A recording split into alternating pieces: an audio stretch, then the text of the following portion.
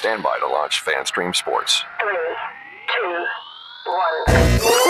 1. Let's start. Hello, sports fans. Welcome to FanStream Sports. Nothing but pure sports. This is the JP Show. JP, it is so good to hear you back on the air. Stand by. Now, here's JP.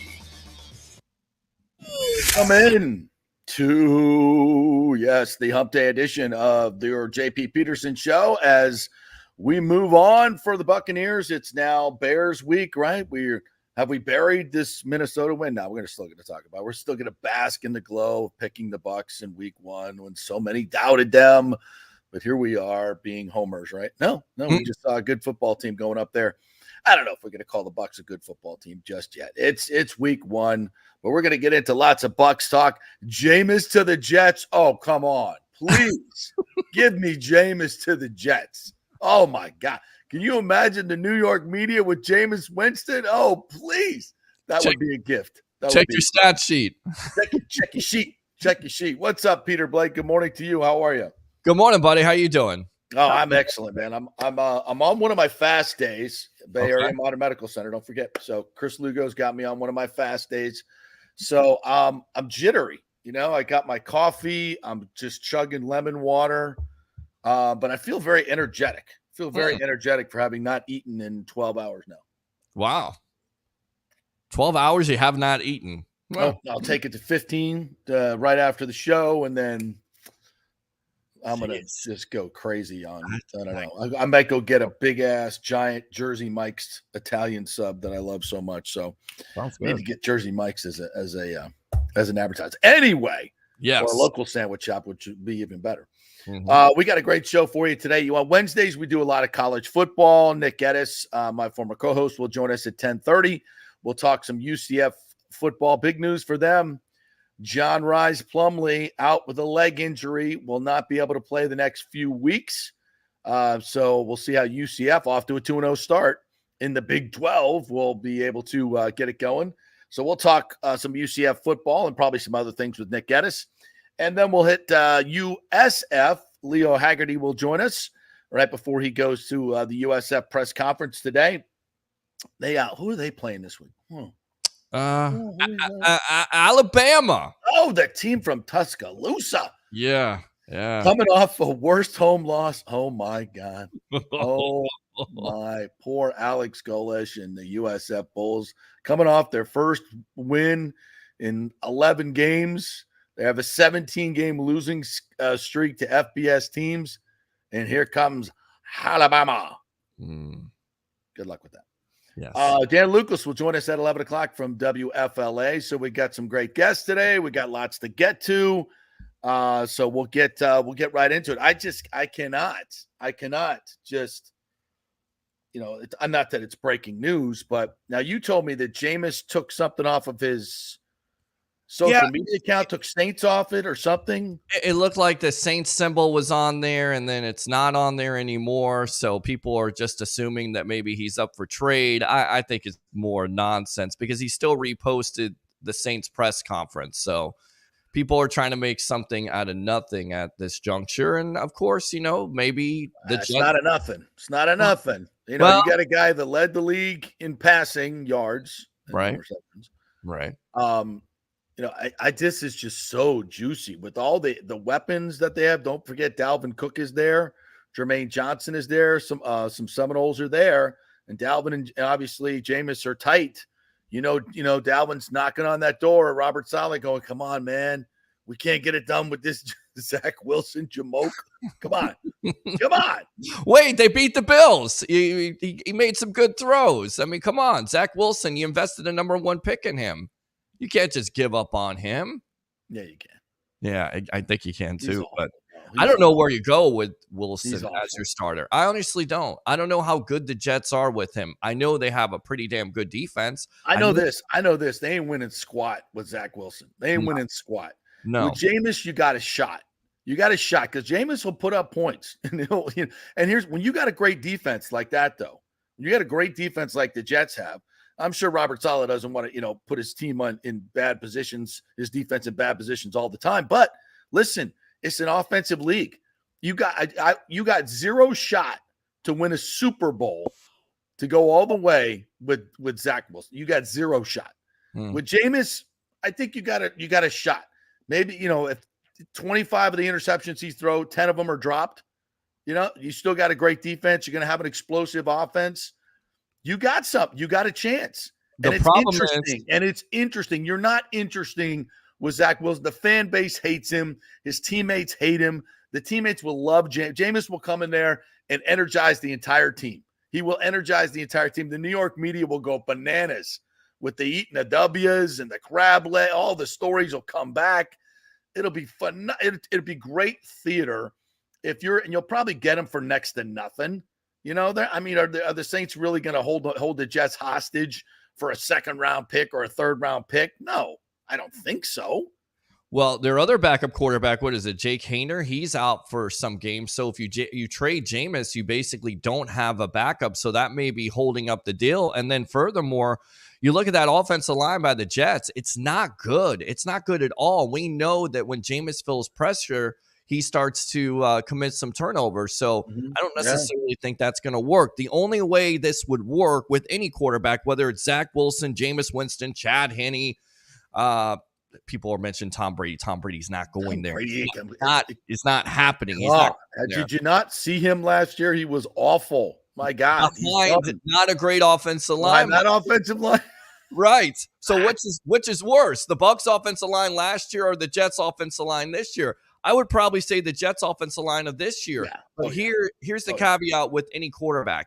You're going to have 2 good, talented running backs. Breece Hall, he looked like the best running back in the league when he's healthy. You got Dalvin Cook there. So if you can depend on the running game, and that means basically running the ball 25 to 30 times, depending on your defense. And that quarterback basically has to be a DLG quarterback, which means don't lose the game.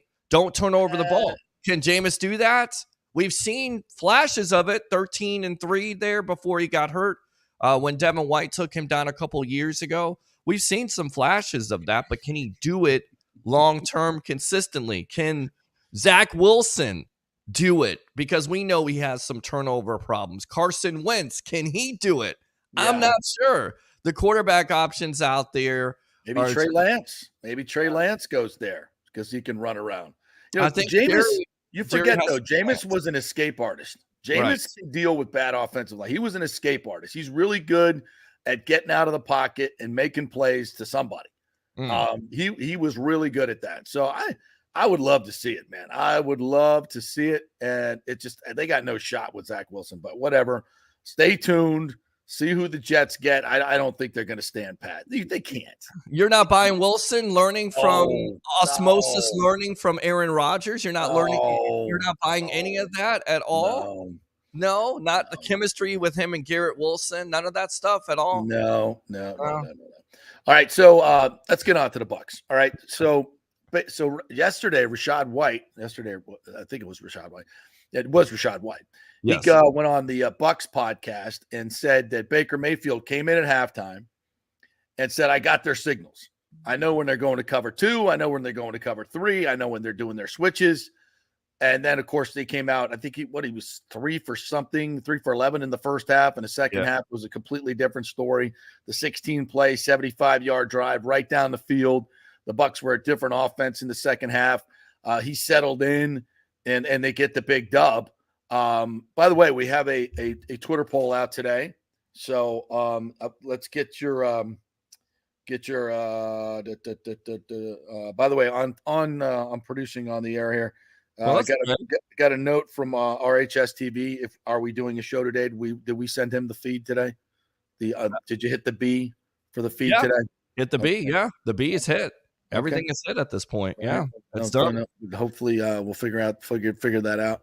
Yeah, I'm gonna read these comments of what White said. I just remember Baker came into the locker room literally at halftime. I get it.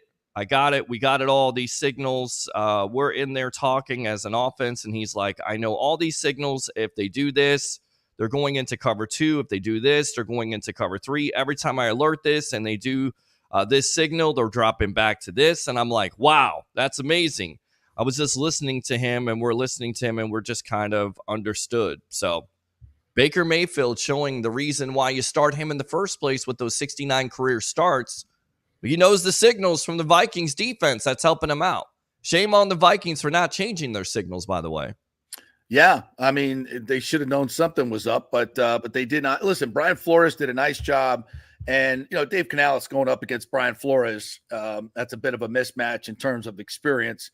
But the Bucs definitely made the better second half adjustments, and also the Vikings played it really, really well. They were ready for the bootlegs. Every time Baker came out on a boot, there was a defensive end just waiting for him. Now, how do you combat that? Well, you hand the ball off inside. And you take advantage of them not committing it fully to the run, but the Bucs could not get anything really going on that inside running game. They got to be better at that. And we're not sitting here saying the Bucs are world beaters. I just think they're a much better team. I don't think it's a shocking win to go up there. As Scott Reynolds said yesterday, the Vikings were overrated as a 13-win team last year. The Bucs were grossly underrated as a 2-win team this year. That's not happening if they stay relatively healthy. So I think I don't think it was as shocking. And you look at where the smart money came in late, right? That was a 7-point spread to start in the offseason, and then came down to 6 as the season got closer, and then was at 4 at game time. So it's, when you see that, there's smart money and smart people were thinking, what, this Bucs team is better than we think. And listen, the defense obviously won the game. And this defense ain't going anywhere. As long as they stay relatively healthy, this defense is not going anywhere. In fact, I think they get better as the season goes on, as these younger players get better. I don't think we've talked enough about what we saw defensively.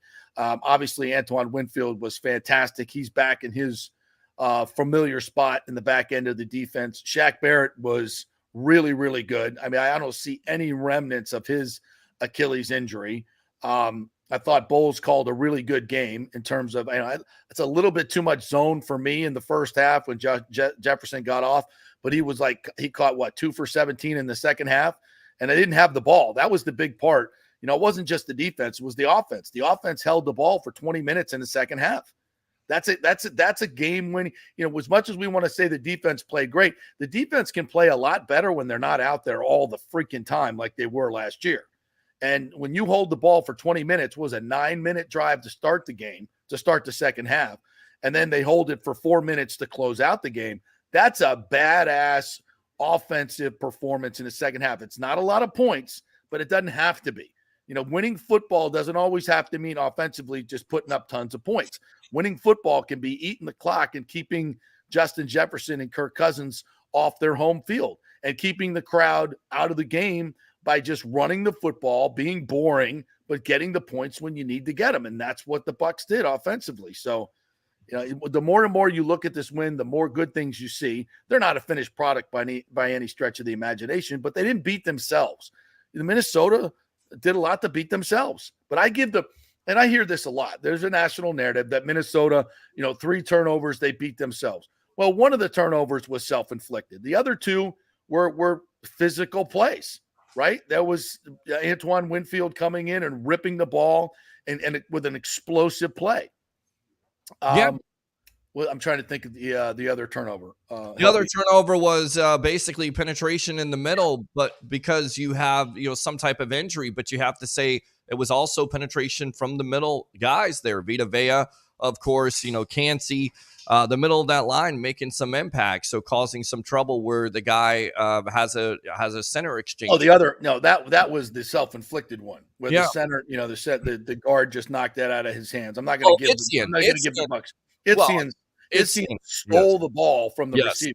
That was a phenomenal play. And that's that looks like it's going to be a touchdown. The receiver has it in his hands, and a rookie makes that play.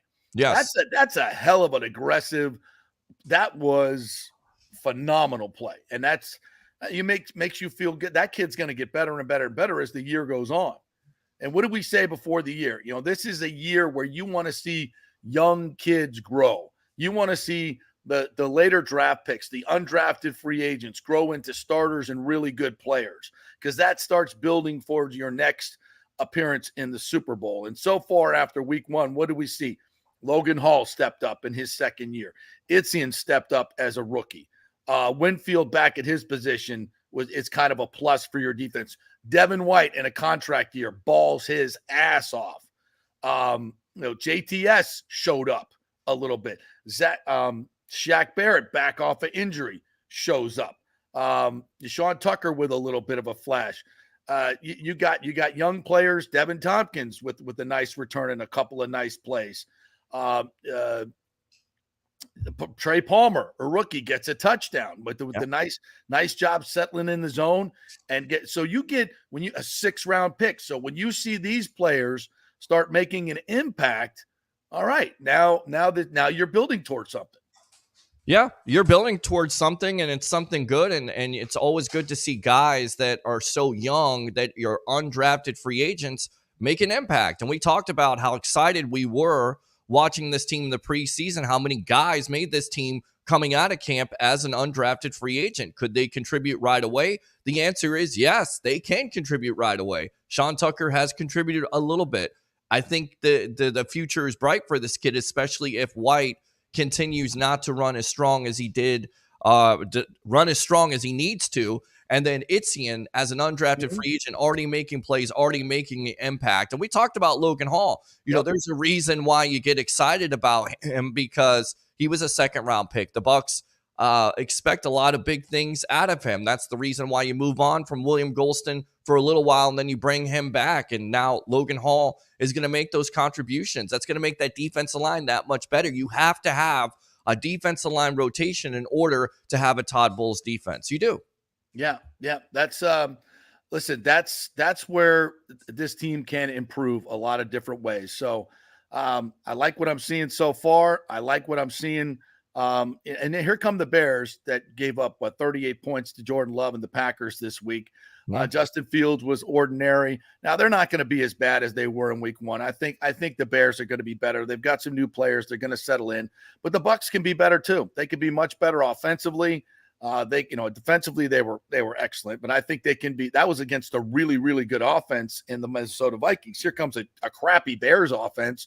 This Bucs defense can be better. Can they hold them to 17 points? They better hold them to 17 points. And if you hold the Bears to 17 points and they just gave up 38 to the Packers, well, then you should win this football game at home. You should win this football game at home. Look, nothing is given in the NFL. It's this Bucs team is far from a polished team. And this is on Todd Bowles this week to get his team ready and make sure that they're not, overconfident. And Lord knows they should not be, for God's sakes, with 1 win. No. But you don't want that complacency to fall in. The Bears are going to be desperate because they've got a tough schedule coming up. They don't win this game, they could be staring down the barrel of about 0-5, 0-6. So they know this is a very important game for them as well. And it's the National Football League. Anybody can win on any given day. So, if you're the Bucs fans, don't bank this one. But, it's a winnable game, because you look at not like the Eagles coming in on Monday Night Football. I mean, look, Justin Fields has the potential. We talk about it all the time, potential being the most overly used word in sports. But, the thing with him is, can that defense contain him? Because you know that he's not going to be a guy that wants to throw from just the pocket. They're going to use him outside of the pocket. So you basically have to stay home. You have to know your keys. You have to know your assignments. You have to do your job. And then furthermore, if you get this team reeling and you get this team down 24-6 like the Packers did, you feel good about that situation. So the defense isn't great. The offensive line isn't great. And you have a young quarterback that's, once again, somewhat struggling. And there's a lot of Bears fans out there, and there's a lot of Bears commentators saying, is Justin Fields the guy? Is he the guy at the end of the day? And if he's not the guy, then you can always reset like the Arizona Cardinals did with Josh Rosen, drafting Josh Rosen in the top 10. And then you draft Kyler Murray. It hasn't necessarily worked out, but it's happened in the National Football League. So this is a big season for Fields, especially with the Bears organization and all the resources that they put around him. Make no mistake about it. He's a young passer. He's got lots of potential, but he is yet to show consistently that he can throw from the pocket. So what you do is keep him in the pocket, let him beat you in that pocket instead of outside of the pocket. Yeah, that's going to be a huge key. And this athletic Bucs defense should be able to do that. They're fast. They've got talented guys on the outside. They're not the biggest defense in the world, but that should be something they're good at. Keeping Justin Fields in the pocket, and he's probably spying him with Devin White, who's played so well.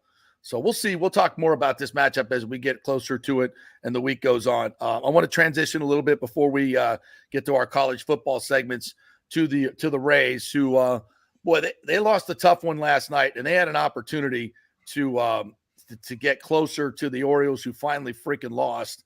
So I believe they're still 2.5 out as they head to Baltimore this weekend for a big 4-game set to decide the American League East. And make no mistake about it, they need to win this division. We've talked about this for a few months now. There is no wild card for the Rays. There's no way, as depleted as they are, that they have the depth in the pitching or anywhere to go deep into these playoffs if they're not going to win the division and get that five-day bye. You get a 5-day bye, and where you're not playing a 3-game series against a team that is probably going to have a superior roster to you, being as depleted as the Rays are right now. They've got to be able to win this division to get to the division series, sit out 5 days, then you host games 1, 2, and 5. You get to set up your rotation, which they desperately need. They'll be able to give their bullpen some much needed rest. So it's absolutely critical. So last night, blowing that game was frustrating. Frustrating. That was a nut shot. JP, 12-36 when you score 3 runs or less. And you have a great opportunity to finally catch the O's as they lose to the St. Louis Cardinals. Yeah. And Zach Littell, once again, pitched his ass off. The last 2 starts, he was great. Innings, only gives up 1 run. And this one, a good pitch that gets golfed out in the 7th inning to make it 3-2. And that's it. That's basically it. 6 hits total. And I get it. The Rays have all kinds of injuries, offensively to their pitching staff. But it's so frustrating sometimes to watch this team, especially with good pitching. You waste all that good pitching by Littell. You do. Yeah, Aranda, not to just pick on him, but he's so overmatched. I'd hope that he could hit in the major leagues, but he can't hit a major league fastball, which is very disturbing. That's a problem. They just, like I said, they have no depth in their lineup now. Series out for 2-3 weeks now. They're hoping he come back. You don't come back from a broken hand in 3 weeks. They can be as optimistic as they want. Yeah. But I think that's pushing it. So all the more reason you got to have those 5 days off, because you get him back for the postseason. That was a missed opportunity last night. And who beats him? Joe Ryan. The guy you gave up to get Nelly Cruz, who was a bust. That was again, the Rays front office best in the business, but that was a whiff. That was a whiff. Big time whiff. Snell trade was a whiff. That was a killer. Because Joe Ryan can pitch, but that's it. You got to be able to get to the bullpen, and obviously they bring in the guy at the end of the game throwing 103 miles an hour. Freaking just flaming. I'm like, Aranda's up there. I'm like, yeah, this is not going to go well. No, that's not going to go well. You want to hear from Kevin Cash real quick? Yeah, let's hear from Kevin Cash after last night's 3-2 loss to Minnesota. We'll start with the offense and the at-bats in this one, just the 6 hits. What were you seeing from the production behind the plate tonight? Joe Ryman was really, really tough. He had a good fastball going. I don't think we ever made the adjustment. The good thing that we did is that we kind of drove his pitch count up to get him out of the game a little earlier, but their bullpen came in and did a heck of a job. I mean, Renee hits the home run, and other than that, we didn't have much to show for it. And then Zach Littell, 7 strong innings, didn't walk anybody, 8 strikeouts, just that Willie Castro home run. Really, what'd you see from him? He was awesome. Pretty unfortunate the way it ended for him. I feel bad for him. And even the pitch that Castro hits, probably a ball, 2 balls below the zone. He went down and got it, put a good swing on it. But, I mean, could not be more impressed with the way Zach is throwing the ball, continues to throw the ball, backed up his best start with another, you could argue, just as good today. You got any idea it's going to be okay moving forward? Yeah, so, got hit in the groin region, but I think he should be fine. Yes. Those words you never want to hear. You got to like how efficient Zach is coming in, kind of. Yeah, I mean, that's what we seem to talk about after every one of his starts. Pretty remarkable how he's done it over and over. I mean, he just is so committed to the strike zone. Teams know it, and they don't want to get deep in the count with him, so he gets a lot of early swings and a lot of early outs. Looked like he had Poche up in the 7th. For Kepler, the leadoff guy would have got on, and then for Wallner, had Castro got on. Right. So it was just a situation of where they came to in the order would have distributed your decision to make the move. Yeah. As far as Yandy, is he going to? Do you know if he'll miss another game or two, or is that I hope kind of not. a day by day? Yeah, it'll be day to day, but as of right now, I hope not. Check on the swelling. Yeah, definitely check on the swelling there, because you could see it. I feel bad for the guy because it certainly seems. Oh, are you kidding me? He's gone me? through everything this year. He's been the most consistent hitter, as I said before.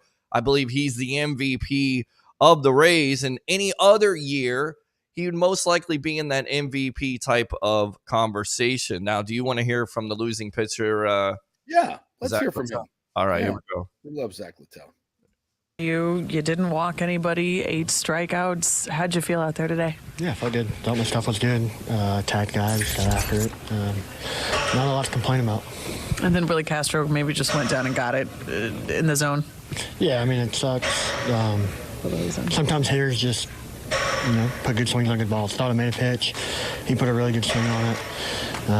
I went back and looked really briefly. I think it was below the zone, but yeah, those things are going to happen. Obviously, it sucks. It sucks for it to happen there, to lose the lead there in the 7th. But it's one of those that might lose sleep over tonight. But coming in tomorrow, just know that overall it was a good effort and take it into next week. You backed up arguably your best outing with another strong outing. Does that feel good to kind of rack up back-to-back starts where your stuff is pretty strong, encouraging? Yeah, sure. I mean, this is the time of year where you want to kind of be peaking, so I've been really happy with how I've thrown the ball and just keep building on it. Was there anything extra with it being Minnesota today? No. I mean, it's just another, I've never really got that when throwing against other teams. There's no animosity at all. It's just fun to be back here, and once you get out there, it's just another game.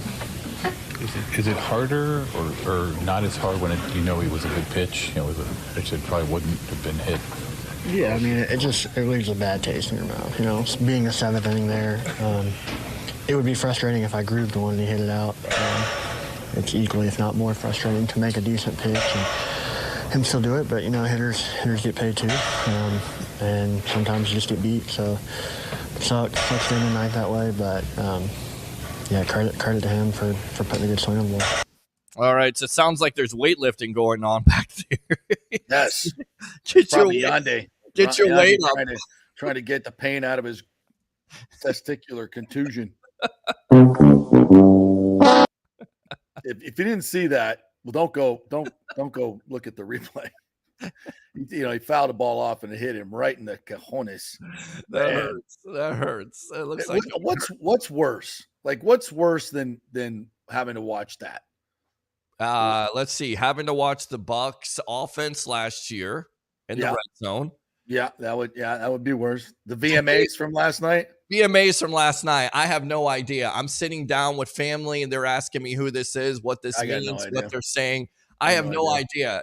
No idea at all who anybody is anymore. I don't want to be that guy, but I feel like I am that guy now. I'm that guy. What else? Oh, debate shows. Anybody else feel that way either? By the way, I mean, I used to watch. I mean, this like 10 years ago, I could watch. Oh yeah, watch it with my daughter, and we know who these people are. I have no idea who these people are. I've never heard of them. You know why? Because you have the VMAs on MTV, which, by the way, it doesn't make any sense because they show no videos anymore. They just show movies and reality shows and a show called Ridiculousness. And I don't even like. Do they make music videos anymore? On YouTube? I saw. I guess. I don't know. Like it used to be when we'll go way back. Remember when Thriller came out? Yeah, like, that was like a movie premiere. Yeah, that was like a movie premiere. Yeah, and like a big song, like, oh, we can't wait to see this video or this video of this particular song. And now it's like I don't even know if they make them anymore. One of the reasons what's interesting is there's no real mass media anymore. Besides the NFL, you can't get people to watch a show. You get more than 3 or 4 million people to watch a show, like any show. Like it used to, even the nightly news. You would be able to watch, you combine the audiences, there would be like 60 million people watching it. Nobody watches that stuff anymore on network news for good reason. Right. Nobody, it's weird. So you don't have these mass audiences where people can, how do people get famous now? YouTube. They get you're watching us on YouTube. TikTok. TikTok, YouTube. It's not like on a, not like reality show. Sullivan show. Here come the Beatles. Yeah, right. It's like Cardi B off a reality show. Yeah, right. If you were on the the Johnny Carson show, if you're a Johnny Carson show, how cold was it? If you were on the Johnny Carson show, everybody knew who you were. David Letterman. Even when we go back to Johnny Carson, David Letterman. Now nobody watches the late night shows anymore. Like they get 0 ratings. It's so there is no mass media, so it's hard for you to know everybody unless you're studying the Billboard charts every month or every week. I don't know who these jamokes are. No idea. And I'm not the target market, but anyway. Taylor Swift was there last night. You know her, right? Yeah. So Taylor Swift and Travis Kelce are dating. Supposedly, He got her number. He got her number. I guess they're hanging out in New York. I have no idea. Wow. I mean, this could go one or two ways. One, he could definitely have somebody that, is great because she's top of the line right now. She just won 9 awards last night, VMAs. She's a top singer out there. Or two, this could go very bad for him because he could be one of those guys that Taylor Swift makes a song about. He's already injured. 20,000 songs about the same thing, and she still is selling that idea. She's worse for men than the Madden cover. He's already injured. He's already injured. I love my Tay-Tay because me and my daughter have it. We have a thing. We go to all the Taylor Swift concerts. When she was growing up, we got into the music. So I'm a Swiftie. I admit it, but she's a disaster for men. Like, are you kidding me? Like, he's got the first game. He hyperextends his knee. What's worse, her for men or the Kardashian curse? Either one. I don't want any one of them near my football players. Get away from my players. Baker's happily married, so that's we don't have to worry about that. Right. But stay away. Stay away from my Travis Kelce. First game. Now we know why. Why he's injured. Exactly. Yeah. There you go. So that's the rumor, and of course he admitted in June that he didn't get her number or give out his number properly. So I guess she caught wind of it. And now, they're supposed to. Let's bring in Nick Geddes on this because Nick is, Nick probably watched the VMAs last night. He always keeps me up to date on what's going on with the latest slang. And we'll talk some UCF football too. But I got it. What's up, Nick? Good morning to you, my friend. Let's pop him in here, Peter, if you can. He's not here right now. I don't know what's going on. I see him right down below there. He is. Okay. All right. There we go. Let me go ahead and get that right there. There we go. Hey, Nick. You watched the VMAs last night? I did not watch the VMAs, JP. Okay. I'm in my little country music bubble, and they don't cover that at the VMAs. So I have no Do they interest. not have any? They don't do I any don't. country music at the They VMA. had Ballerini out there last night. What's her name? Casey Ballerini. Ballerini. That's putting Casey it Ballerini. loosely. That's putting it loosely. That's not country. Come on. Well, she's going to be Come on. doing the same thing that Taylor Swift did. She's going from country to pop, and then she's going to cross over. That's what it was last night. It was the passing of the torch. To cross over, you have to be something first. She's been pop from day one, just living in my world for whatever reason. That doesn't count, Peter. Now that she's on the VMA, she's out. So she's get out of the country. You're officially out. You're out. We can't even have country music artists on CMA television anymore either because they write a song that pisses off some people, then they don't. They get thrown off of country music. Listen, country radio is a joke. It's garbage. All radio is a joke, if we're being honest. Don't pay any attention to it. Listen, I tried this. You guys try this at home or in your car when you do this today. As I never listen to the radio anymore. I'm one of the weird people that actually pays for Spotify, so I don't have to listen to the freaking commercials. My ridiculously rich friends will not pay for Spotify. $10. They may have hundreds of millions of dollars. And I'm the only one that has Spotify, so I have to use mine on the golf course when we play music. But anyway, so I don't listen to radio anymore. I turned it on because I have this in my neighborhood. There's like a black hole of internet. Like, even though you get 4 bars, you can't get internet in my car. So anyway, I have to turn on the radio for like 10 minutes. You can't hear a song. It's all ads. It's one you can flip from one station to the next. You can go 7, 8 stations, and there's about an 80% chance that you're going to be listening to nothing but commercials. Nothing but commercials. Who listens to the radio anymore? By the way, all these commercials. And I'll just give you this example real quick before we get to the sports. I'm sure you guys are both familiar with Zach Bryan, who's like taking country music like crazy. You won't hear one song of his on the radio, yet he's going on a stadium tour next year. One of those dates going to be in Raymond James Stadium. I'll be there. This guy's going to be putting 65,000 across the country without any help from radio. That tells you where we are right now. They won't play his songs for some reason, or just too many commercials? You might, maybe once a week, you might hear one of his songs play. But that's really it. Mainstream radio does not play his music. He's done it all on his own for the most part, and he's going to have a stadium tour. Wow. I've never even heard of the guy before, so now I got to pay attention. Yeah. He's the most streamed country music artist next to Morgan Wallen on the planet. Now I've heard of him. I haven't heard of – okay. So now I got to check that out. All right. So John Rhys Plumlee is out for a few weeks. What happened? Well, last play of the game, UCF was trailing Boise. And listen, John Rhys Plumlee, I told you guys this last week, he has to slide. And it was the same issues in this game. He was not sliding, just kind of reckless abandoning, taking on hits. And guess what happened? He slid a little too late, took a very, very awkward hit, almost to like his neck almost. It was really awkward. Well, his knee kind of got caught up and bent back a little bit. And if you look by the frame by frame, it was one of those gnarly looking injuries. Oh. And then he went back out there for one play, the adrenaline, but then he was limping everywhere, had to come out of the game, couldn't finish.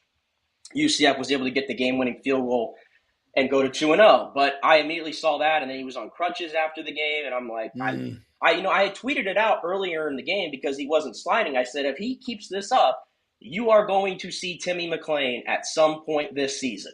Yep. I had no idea it was going to happen the next week, but when you play that style, and he's not a bigger guy or by any means, it's bound to happen. So we roll with Timmy McClain, who, I know both of y'all got a chance to see him at USF. We've all got a chance to see him at USF. I think we're all high on him to various degrees.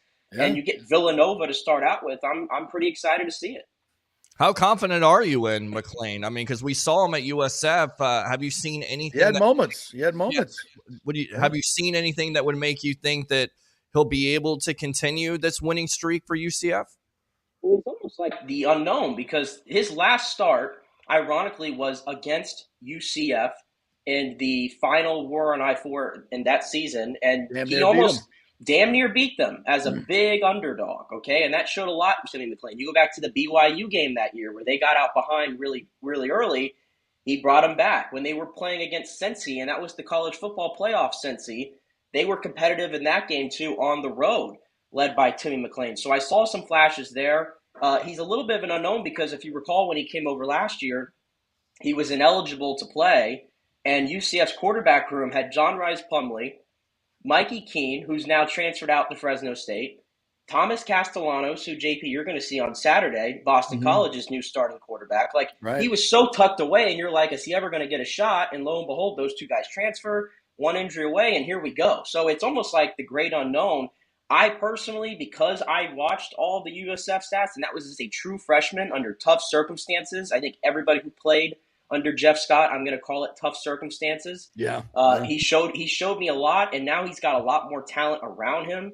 And this is a great start. You get to play Villanova before you have to go into Big 12 play against Kansas State. So I'm pretty optimistic. I don't think the offense is going to change that much. He's going to be electric in space. So I'm ready to see it.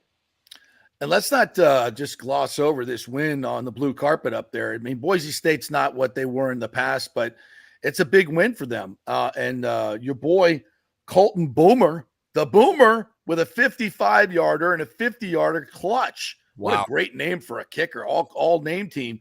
Colton Boomer, 4 field goals, and you get a big dub. He has not missed a field goal, JP, since he came to UCF. They count it because he had to attempt a 63-yarder last year, but it was a miscommunication, and they weren't supposed to kick the ball. So Gus said every Monday, he's like, I don't even count that. He's perfect at UCF. He's essentially perfect. So you're going to see him kicking on Sundays. That 55-yard field goal, I think that thing was good from 65. I mean, this guy, he's one of the best kickers. I mean, Gus Malzahn called him one of the best weapons in all of college football. And I totally agree because they don't win that game without him. UCF probably should have won that game for multiple scores. Yeah. But 2 for 5 in the red zone. We got the number 1 receiver, Javon Baker, dropping wide open passes in the end zone, tip drill, interceptions. We got questionable play calling. We're trying to have the running back, RJ Harvey, who used to play quarterback in high school. We're drawing up trick plays for him to throw the ball. It's full of nobody. I'm just trying to pull my hair out. That was a very frustrating game to watch, but at the end of the day, they went into a place where Boise State had won 21 consecutive home openers. Make that 21-1. UCF, it wasn't pretty, but they got the job done. 3-0 is in sight before you get to Kansas State, which was the goal. So it's hard to be too upset with what happened there because they got the win. What's your overall analysis after being 2-0? I mean, do you think this team can still have an opportunity to win this conference?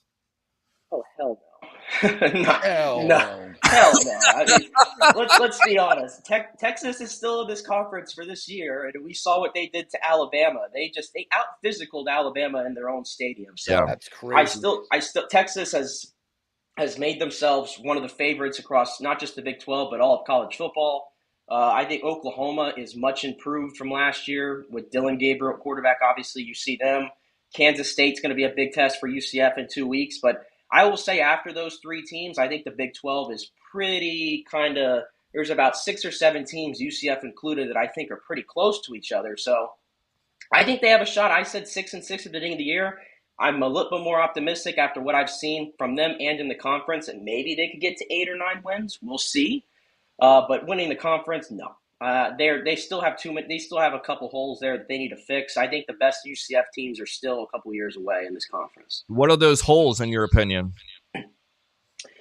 The front 7 has been a little bit of a problem. They got some players. Josh Salazar has been very consistent for this team, but stopping the run is something that I'm concerned.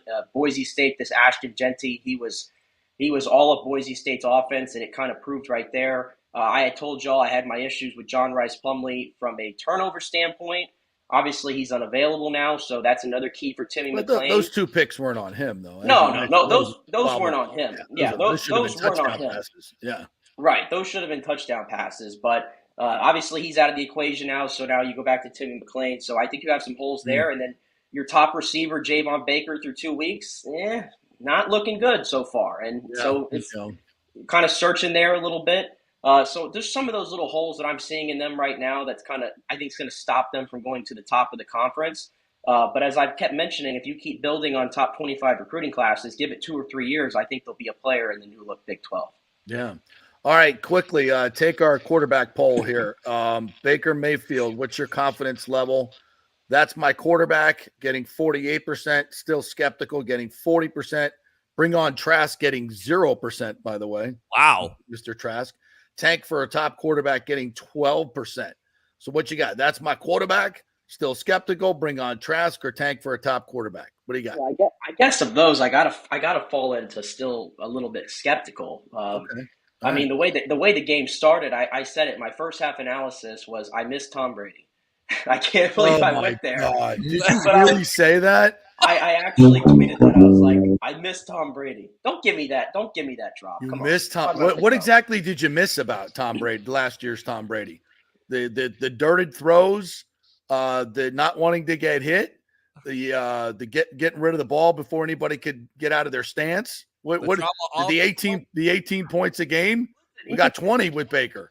I just saw a guy back there who was like, obviously Baker's a shorter quarterback, and he's going to have to throw it high, and he was just throwing everything high. We're throwing 3 balls to Keith. Didn't understand. That wasn't the smartest idea in the world. Yeah, but then in the second half, when things changed, I tell you what, it was a breath of fresh air to see a couple plays where Baker was out, in space, and some quarterback design runs there on the outside.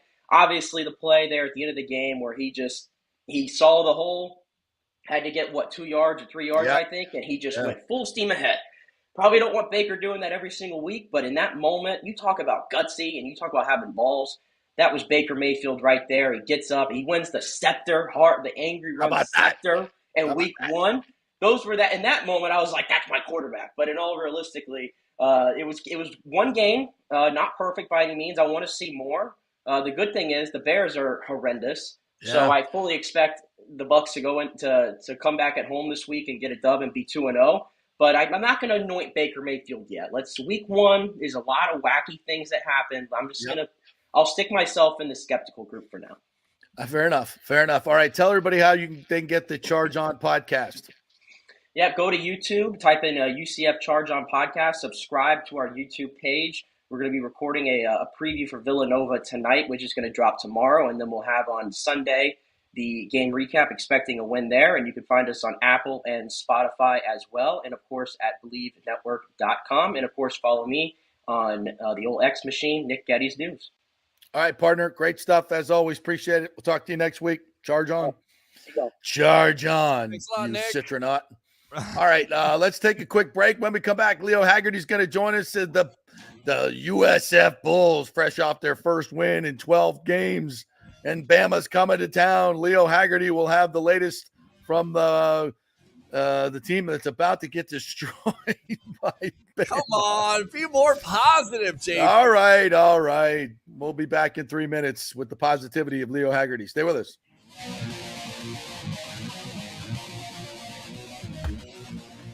JP here for my good friends at Italiano Insurance, and they did it again. Once again, Italiano Insurance stepping up with the best customer service. I was in a bind.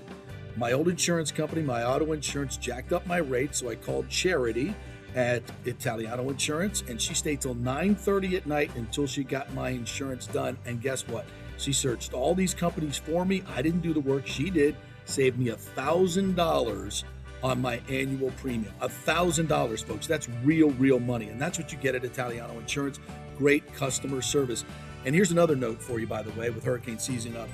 40% of people in Florida are underinsured. That means if you have something happen during a hurricane and you need replacement costs, you're going to get 40% less than you deserve.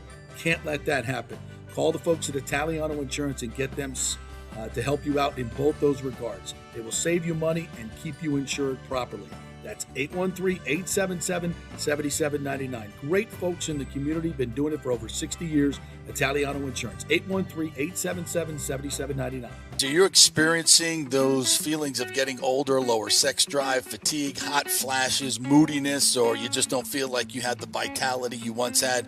It's a chronic problem here in the United States. You're not just getting old, it's likely low testosterone. Studies over the last 20 years show a shocking decline in younger males aged 16 to 39. Older men have seen a sharp decline as well. So do something about it. Go see my friend Christopher Lugo at Bay Area Modern Medicine. Look, testosterone replacement is not a frivolous treatment. It takes a professional, targeted approach that focuses on total body wellness, vitality, and emotional stability, not a one-size-fits-all approach like many clinics use. They will monitor your blood work and adjust your treatment as needed for optimal results. Folks, I've been on testosterone therapy for over 6 years, and it is a life changer. You will feel and look better than you did 10 years ago. Give them a call at 844-977-3477 or go to BAMMC.com.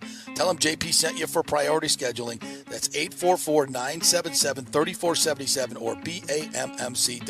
JP here for the Jeeves Law Group, Jeeves. Call for a free case evaluation, 888-9-JEEVES. That's 888-9-JEEVES. We're local, we're trusted.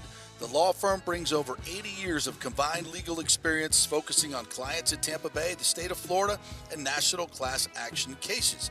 If you're injured, get that free case evaluation, no cost to you.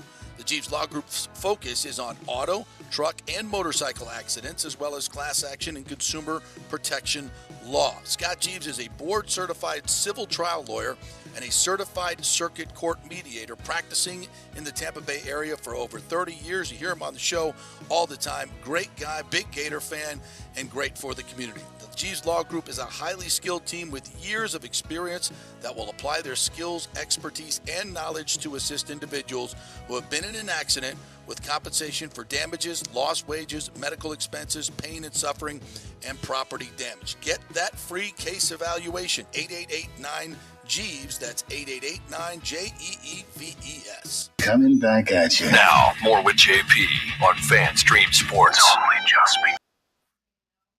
Welcome back to the JP Peterson Show, brought to you by the great folks at the Jeeves Law Group, JEEVES lawgroup.com, Bay Area Modern Medical Center, BAMMC.com as well. All right, let's bring in our good friend Leo Haggerty, who likes to follow around Alex Golesh and find out what the heck's going on with the USF football program. What's going on, Leo? How are you? Hey, I'm hanging in there, JP. How are you and Peter today? We are good. Big dub for the boys over the mighty Rattlers, my mighty Rattlers. Saw a lot of good things from Byron Brown, but way too many penalties. 14 penalties for 116 yards? No good. Mm-hmm. What'd you see about the win? What you like? What you did not like? Well, I didn't like, and Coach Golesh brought this up yesterday, the post-whistle penalties, the pre-snap penalties, things that you can handle. And he said, we got to be aggressive, but we got to stop being aggressive when the whistle blows, because that just can't happen. What I like is, JP, they're starting to get the idea of playing uber fast, which is what Coach Golesh wants them to do. Yeah. And they score points, which is good. And the defense is starting to get a pass rush. That's the big thing. Still, I just don't know if they're big enough up front, as we like to say in the coaching profession, bringing enough ass. I don't know if they're bringing enough yet, but I tell you what, it's a whole lot different than last year where they were a bunch of midgets on that line. So I know. I mean, we're starting to see that. So yeah, and I thought Byron Brown showed some nice ability. 3 touchdown passes, a couple of touchdown runs. I like the fact that they went for it on 4th down a bunch of times. 2 of them turned into touchdowns. So what'd you like from the quarterback?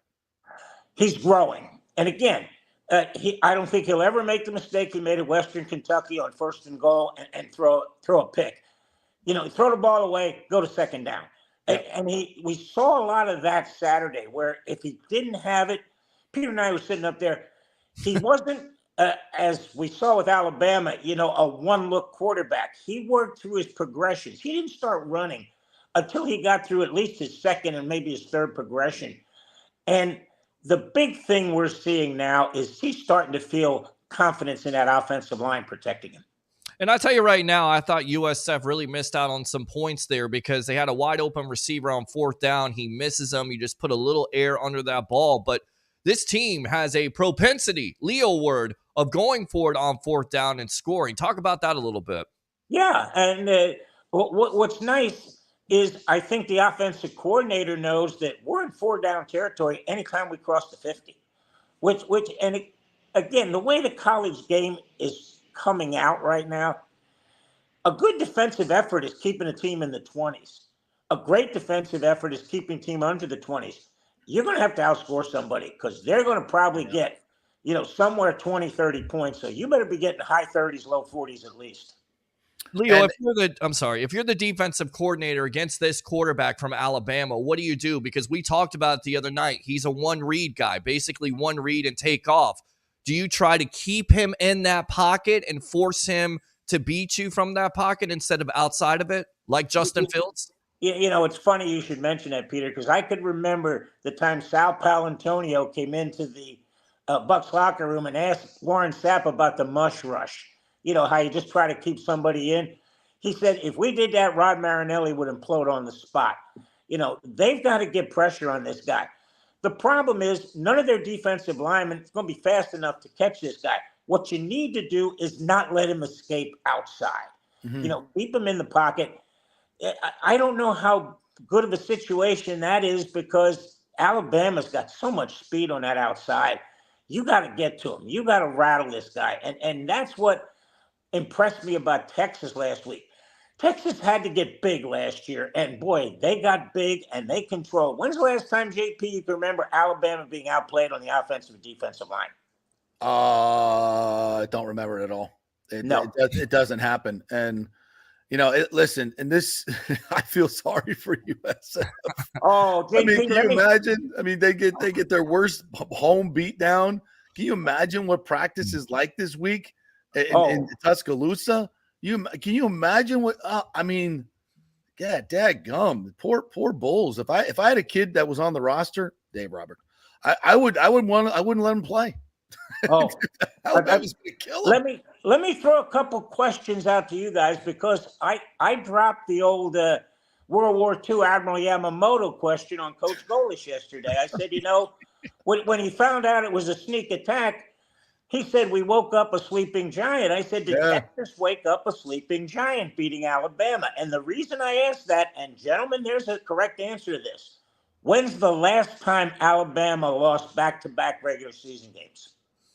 There is an answer. 2014. Keep going. I think 2017. You're going the wrong way, Peter. Yeah, you're going the wrong way, bro. The wrong way. 2008. You're close. 2007, his first year. Wow. Now, there's only been 4 times in the Nick Saban era they've lost 2 games in the regular season. In a season, right. And not including the playoffs, in the regular season. The worst fear USF has to have is these guys to come out focused. Now, I truly believe USF's going to score points. But Alabama can cook a 50 or 60 burger on them real quick. Oh, yeah. You think? Yeah, I think they can just run the football and do that. Any chance USF can keep this game close with Alex Golish and his attitude? Because it certainly doesn't seem like, he's too big for the moment. He was asked about it yesterday in the presser. Do you think USF can keep this game close, at least in the first half? Or do you think it's a blowout from Peter? I don't think it's a blowout because, we're talking about a coach, and he brought this up, and I asked him, I said, you've seen these guys up close and personal. Mm-hmm. He said, yeah, we came up with an idea at Tennessee. Now, it took us a year to do that, but that second year they were there, we had a process, and the process worked. Now, can he install that fast enough? I don't know, but I'll tell you what, if I'm Alex Golish, if I'm his coaching staff, I'm preaching to my players, let's get this to the second half. Let's keep this within 7-10 points. Let's come out of halftime and have a shot at this. Because if it's 35-7, man, it's going to get ugly and the steamroller's rolling. Well, the line is sitting at 32.5. I think it opened at 31, if I'm not mistaken. The over-under 61. I'm going to go. I think I'm going to lay the points on this one. I think Alabama wins this game 49-7. Oof. You don't see a blowout? You don't see a blowout? I see a blowout, but I see a blowout more 55-35. Yeah, maybe. That's the thing, because Alabama has a bunch of defensive backs really banged up. So they're playing with a couple second-teamers in the secondary. USF. Are those guys 4.5-star corners or 5-star But corners? they're probably 4 3/4. You know, that's and again, when you look at what's going on, does USF playing that fast help them or hurt them? That's what I was going to say. Why would you want to play that fast against Alabama? That's a bad idea. Well, it's a bad idea if you're close, absolutely. But I think you start out that way just to see how they'll react to playing, because they didn't. And again, Tennessee's athletes are a little bit different than USF's, but the process, the uber tempo that they went at, Alabama never adjusted last year. So I think Golish is going to say, hey, let's push the tempo, see what we get, and then let's play it by ear, see what's happening. All right. We will see next week, my friend, when you come on this show and tell me whether I lost money or won money. We shall see. Yeah, you know what, JP? I'm taking the points. All right. We'll wager. What's your favorite fast food restaurant? Whatever. Hey, you and I and Hooters are buddies, right? All right. There it is. Oh, Hooters. Right 20 there. wings. 20 wings on it right there. Absolutely. And you know what the best part of it is? There's going to be 65,000 fans at this game. Yeah, That's going to be fun. All right. Tell everybody how they can get your content, Leo. Hey, go to Amped Up Sports on X, Twitter, Amped Up Sports 1. I'm on with Peter tonight on his show, so you can go to that. And, hey, follow us because we are really getting involved with USF. Bunch of pictures, bunch of videos. We had over 6,000 hits so far from the last game, and with Alabama, it's probably going to be over 10. Nice. And then on top of it, we're doing a post-game show live from the press box there. So yeah, the red box, right, Peter? Yeah, the red corner, we call it. Yeah. Come on. Yeah. All right, partner. Appreciate you. Thanks, Leo. All right. Good luck to those Bulls. All right, quick break. When we come back, Dan Lucas, News Channel 8 will join us, and we'll talk some Buccaneers. We'll talk some Rays. We'll talk all kinds of fun stuff, all things Tampa Bay sports, maybe a little USF in there as well. WFLA Dan coming up next. We're brought to you by Italiano Insurance. Go get that insurance checkup. They can save you thousands of dollars on your homeowner's insurance, your auto insurance, your business insurance, whatever it is. Let them do the work. You save all the money. 813-877-7799. Back with Dan Lucas when we return. Stay with us.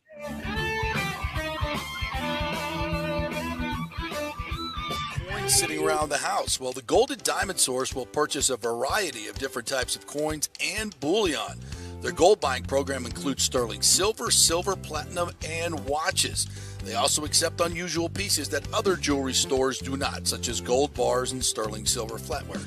The list of items they do accept is far more extensive than those they don't, so check it out. While you're there, you can check out the largest collection of any family-owned jewelry store in the country, especially with summer coming to an end. The holidays are right around the corner. Never too early to start your holiday shopping, especially if you're planning on getting engaged or have any birthdays or anniversaries coming up. Come on in and find out what buying jewelry should be like with an expert staff of gold and diamond jewelry enthusiasts. And the best part, they treat you like family. And if you're worrying about price, don't. The Golden Diamond Source has something for everyone's budget. They even have a layaway. If you stop in and get your favorite piece now, you can have it paid off by Christmas. Plus, you can even finance your purchase with 0% interest for up to 5 years, and you can get a $5,000 diamond for only $83 a month. It's the greatest folks in the world, Julie and Steve Weintraub, the Golden Diamond Source, 3800 Olmerton Road, always online at thegoldendiamondsource.com. JP here for my good friends at Italiano Insurance, and they did it again. Once again, Italiano Insurance stepping up with the best customer service. I was in a bind. My old insurance company, my auto insurance, jacked up my rates, so I called Charity at Italiano Insurance, and she stayed till 9:30 at night until she got my insurance done. And guess what? She searched all these companies for me. I didn't do the work. She did. Saved me $1,000 on my annual premium. $1,000, folks. That's real money. And that's what you get at Italiano Insurance. Great customer service. And here's another note for you, by the way, with hurricane season up. 40% of people in Florida are underinsured. That means if you have something happen during a hurricane and you need replacement cost, you're going to get 40% less than you deserve. Can't let that happen. Call the folks at Italiano Insurance and get them to help you out in both those regards. It will save you money and keep you insured properly. That's 813-877-7799. Great folks in the community, been doing it for over 60 years. Italiano Insurance, 813-877-7799. Fitz the mortgage guy did it again. A listener heard his ad, was going to another big bank, but called Scott Fitzgerald at American Mortgage Services of Tampa, and Fitz saved him $618 on his monthly payment. Are you kidding me? Folks, that's big money. Rates are going up, they're going down, they're going all over the place. Scott will shop your loan and save you lender fees and get the best rates. Email him, scott@amstampa.com, or call 813-294-7595. That's Fitz the mortgage guy. Lots of stuff going on right now, and these rates are going all over the place. You need somebody knowledgeable in the market that will work hard for you and get you the best deal. That's my man Scott. He's done 3 loans for me, done thousands of loans for local folks here, works with a lot of the coaches and players in the area. He's the guy. 813-294-7595, or go to scott@amstampa.com. Let's go. Right now, back to the show with JP on FanStream Sports. Welcome back to the JP Peterson Show, brought to you by the great folks at The Patio. We will be there each and every Monday night for Monday Night Football. So stop by and say hello. We'll have our fan mic there so you can be part of the show. And you can get $4 White Claw seltzers, $4 White Claw drinks, vodka drinks, and all the other specials they have going. They have a great happy hour each and every day from 3 o'clock to 7:30 at The Patio. Cool place, a great outdoor venue. So have a couple drinks underneath the palm trees there, big decks out there. Great. They've got a great indoor area with nice AC where you can play darts and all that fun stuff. It's not like those stuffy sports bars that are going to charge you $12 for an IPA, folks. Go enjoy the relaxed, casual atmosphere of The Patio. And every Monday night we'll be there 5 to 7 with our Monday Night Football presented by White Claw. So head out to The Patio where everybody meets at the patio. That's it. We encountered a couple out there that was on their 4th date. We were trying to make a love connection. We already did. It was pretty good. Yeah, how about that? Yeah. They met on a Friday, and we're back on a Monday, and had 4 dates. And they weren't tired of each other by then. That's a good thing. I wonder if they were both Bills fans, though. So I wonder if they broke up after that Josh Allen debacle. We didn't stay to watch the game, which would have been interesting, actually. With Rodgers going down with the 4th play, Bills fans must have been like apoplectic. They must have been, oh my God, they're going to crush these guys now. And then Josh Allen throws 3 horrific picks and fumbles the ball away. That was a Jameis-esque performance. I mean, just throwing into coverage, just throwing the ball up. And that ain't new for Josh. He did a lot of that last year. I'll tell you what. Yep, that's not a Madden curse. He's done that, and that's the big time question mark with him. You know, as great as he can be, we've seen that he is one of the best young quarterbacks in the league who, you know, can make all the throws. There's also the problem of decision making and interceptions and stuff like that. Yeah, I mean, just Jordan Whitehead must have been like, "Hey, thanks for the Christmas bonus I'm going to get." And then my next contract, getting 3 picks in one game, just tossing it to him. So whatever, that's their problem, not ours. Yeah, 1 game, 3 interceptions, and everybody's like, the Bucs should have kept him. You guys were crickets last year when Jordan Whitehead was playing. Now, come on, 1 game, and you're ready to bring him back. He was a good player for us. I think the Bucs wanted to keep him, but can't keep everybody. Right, exactly. Good player. All right, speaking of a good player, let's bring in the player himself, Dan Lucas from News Channel 8. You didn't go to Minnesota, did you? I was not there. Okay. But I'm a huge fan, by the way, of that stadium. I have covered the Bucs there, and loud. That place is unbelievable. It's gorgeous and it's loud. Yeah, the Viking fans bring it. But I was told there were a ton of Bucs fans at that game. They got tickets somehow, and I think a lot of them were at the Rays game the next night, Monday night in Minneapolis, which is awesome. When you can pull off that double. I think it happened in Pittsburgh last year. The Lightning were there, and the Bucs were there. So that's kind of cool. See, that's being a savvy sports fan. That's checking your schedule and making it happen. So kudos to all those fans who did that over the weekend. They must have had a good experience too.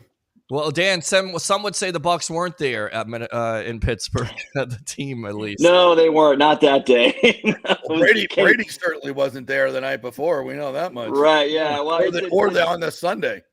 I think a lot of people remember they got their butts whipped by Mitch Trubisky late in that game. It wasn't even Kenny Pickett who did the damage. It was Trubisky. Again, after doing it the year before. Remember that debacle as well? Yeah, absolutely. But you know what? That's ancient history, baby, because the Bucs are 1-0. Baker's 1-0, winning the angry run scepter in week 1, telling some guy to get your weight up after he stiff arms the corner. I mean, you want to make some fans? I think Baker made a few fans week 1. What do you think? Yeah, he did. That was blue collar, working man moment for him. That might have been better than the result of the game, the attention he got that the NFL Network gave him. I thought it was terrific. And yeah, get your weight up, boy. I'm thinking to myself, I'm trying to get my weight down. He would look at me like, what would happen if I were out there? Get your weight down, Lucas. Get your weight down.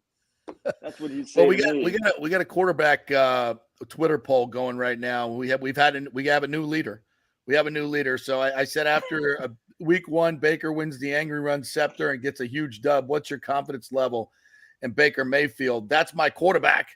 Is now in second place at 43%. Still skeptical is taking the lead. Wow. At 47%. We're only around the first turn. Still skeptical is taking the lead. Bring on Trask is at the bottom. Is bringing up the rear with 0%. I think fans, you know what? That sounds kind of accurate, I think. I thought I was for the Baker Mayfield. When they signed him and all that, I'm like, good, let's get him in here. He had all the reasons in the world to come in here and focus and become a leader on this team. Now my question is, and it was before the season started, okay, you're the guy. Let's say this goes very well. Take out the what happens if it's a disaster. If it goes well, how can he handle success and sustain? And we know his persona, his personality, which to me is infectious in a good way. Yeah. Sometimes if things don't go well, now, oh, he's cocky, oh, he's this and that. He's not good in the locker room, even though no one knows what's going on in the locker room. I think now if the Bucs can string some wins, I want to see how he handles himself and stays within the offense and utilizes the weapons around him. Which, if you go from the straight discipline standpoint, when Dave Canales was hired and that first availability with him, the press conference, he said, this is not a quarterback's offense to shine and go crazy. They are the point guard and they are to distribute. And that's what Baker Mayfield did. It was tremendous. And I'm telling you, if they keep that going, the offense is only going to go up, if everybody stays relatively healthy. Because I think even within that game, I think we saw the growth of Dave Canales as a play caller and having to adjust. And that was something that he just had to go through as a first-time coordinator. I think it gets better and better each week. What are you thinking when he's trying to go for that third down, trying to convert it? He's putting his shoulder down. I think that's the moment. That's I know. Yeah, when you're watching it on TV, you're like slide, but of course he wasn't at the marker yet. So taking off and running is a little redundant if you're not going to get to the marker. So I think the competitor in him knew the line he had to get to. Yeah. So I'm okay with it. Anytime you lead, head first, but it's more the shoulder for the quarterback. You're putting yourself in a position to land hard on your shoulder. That's dangerous. But I don't know how you avoid it. That's the thing for me. And to tell a guy to worry about this, and this, and you got to know right there. That's the time you got to go for it. Yeah. I don't like planting the safe this and safe that too much because now they can't be themselves. And he's worried about 15 things other than getting to that yard line. I think you need a competitor to do that. Even Tom Brady on all those sneaks, I'm like, dude's going in head first. Yeah. 6 defensive backs are hitting him as he's going in for 1 yard. Even that had its risks that made me cringe a little bit when you see a guy like that leaning forward. But I know I was fine with it.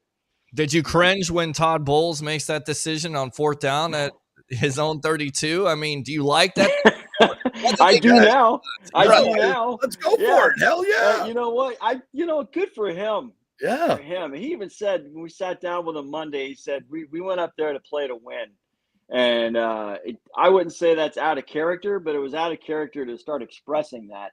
Yeah. And you know what? Screw it. His ass is on the line. Yeah. And it is what it is.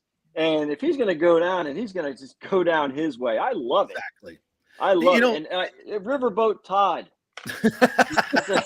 I don't know if we're going there, but no, but you sat down with him last year every day, all right, every week. You did a one-on-one with him, and you've done some in the off season. I noticed a different Todd Bowles. You have a much better perspective than I do. He coached, to your point, he coached way differently in this game than he coached last year in managing the game. And I've said this, that, as much as I love that dude, I can't defend his record. I can't defend the way he coached last year. I want him to succeed, and I wanted him to change. And damned if he hasn't. I mean, what do you see? You've seen it up close. Is he a different dude this year? I think he is.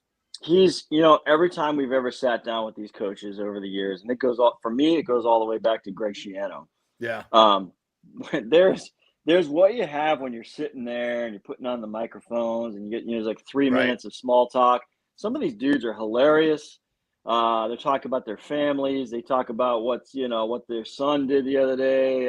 My son texted me the other day. I got to go pick him up, And when you get to know that regular side of them, Todd Bowles is he's a dude. Yeah. He has a persona that he puts on that he does not want to have an image that shows him other than what we know. He's a humble guy, but he is funny. He went to his son's first game at Georgia a couple of weeks ago. He was very excited about that. He was telling me about that on Monday. So he's a guy that he's not stupid. He knows that he's got to do some things to elevate this team and elevate himself and his staff, and took the risk hiring Dave Canales and making these changes. I think it's great that he's come out of the shell a little bit. Yeah. And I hope we see it a little more, because I do too. It's a message down the schedule that if you're in a one-score game with the Bucks, get ready to strap on, because the Bucks are not gonna, they're not gonna punt necessarily. And I think it's a good thing. Damn good thing. All right, let's talk a little bit about the defense as well, which I think is going to carry this team. We've talked about this, but getting the 3 turnovers, 2 of which they forced, 1 was a gift. But huge turnovers. Isian's play was tremendous, as was Winfield's, but all key to winning the game. But the consistent pressure they got, I think, was good. Even the plays that Justin Jefferson made had to be great throws and great protection. They made him work for every freaking thing they get. They give him 41 yards rushing, would not let them rush the football. I thought that was a phenomenal defensive effort up there against a really, really good team that averages about 32 points a game at home last year. That was phenomenal. For a sample size, that was as good as it gets. And, when you say Justin Jefferson, automatically you're thinking, he's going to get his, and he did. But in the first half. To limit that, and that's an adjustment on Todd Bowles as well. That's why I'm not really worried about the defense, because he's not new. He's had his hands on this thing since 2019. So he's going to make the adjustment to keep that. And I agree with you that this team's going to have to win it on defense all season long. And 17 points, right? I guess that's the fair number to say, 17. They were right on the money, and they did exactly what they had to do on offense to get more than 17. I was a little alarmed with the big chunk plays, but when the Vikings got into the red zone, they were going nowhere. And I thought that the pass interference, was that on Isian on the goal line? Just bullshit. Terrible. I thought that was lame. And then of course the next play there was a missed tackle, and the Addison guy gets in. But you take that away. I think this is going to be a scary defense. Now they got to stop a running quarterback. A lot of discipline coming up this week for them against the Bears. So if they do that, it's going to be another one of those days. Low scoring. How do you see that matchup versus the Bears, Dan? I see the Bucks holding the Bears to a low number. Let's put it that way. If they can contain Fields running around, the Packers just made a mockery of the Bears. I thought and they did it with their offense. Yeah. You know, with their debut quarterback, and when I saw the highlights from that game, I thought, oh man, if the Bucs offense picks up where it left off, where it was progressing and trending, I guess, in the Minnesota game, this could be a big day. It could be a big day. This could be one of those 28-10 games if it plays out the way the Bucs played last week. I think the run game for the Buccaneers has the biggest chance to improve. I wasn't impressed with Rachaad White. Did not make very many good cuts. He had some opportunities, didn't do it. I think we might see a little bit more Sean Tucker this week if Rachaad can't get it going early on. So I see a chance for some great improvement there. What do you think? I agree, and even Rachaad himself said he was disappointed in his performance. Running